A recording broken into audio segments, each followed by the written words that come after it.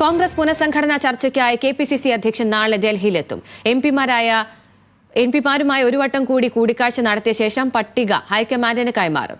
KPCC DCC തല പുനഃസംഘടനയിൽ ഈ ആഴ്ച തന്നെ പ്രഖ്യാപനമുണ്ടായേക്കും.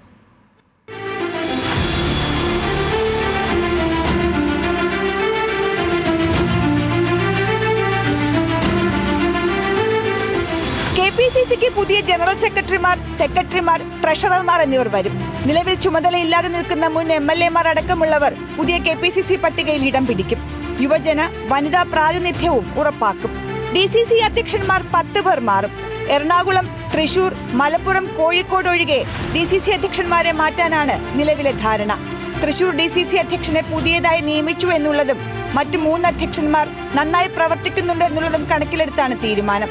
ഡിസിസി അധ്യക്ഷന്മാരാകാൻ സാധ്യതയുള്ളവർ ഇവരാണ്: Thiruvananthapuram Manakkad Suresh, Chempazhanthi Anil, Sarathchandra Prasad. Kollam MM Naseer, Thodiyoor Ramachandran, advocate Sooraj Ravi. Pathanamthitta George Mammen Kondoor, advocate Suresh Kumar, Pazhakulam Madhu, Aneesh Varikkannamala. Alappuzha KPCC അംഗം Baiju, advocate Anil Bose, advocate Johnson Abraham, advocate KR Muraleedharan.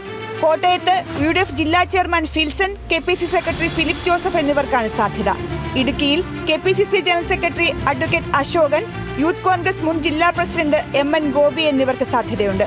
Palakkad PV Rajesh, Wayanad PD Saji, Kannur TO Mohanan, Sajeev Maroli.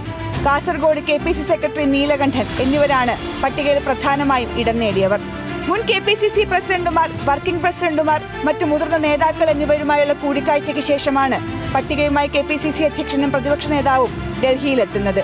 5, 6 തീയതികളിലെ ചർച്ചയ്ക്ക് ശേഷം പട്ടിക കൈമാറിയാലുടൻ പ്രഖ്യാപനം ഉണ്ടാകുമെന്നാണ് പ്രതീക്ഷ.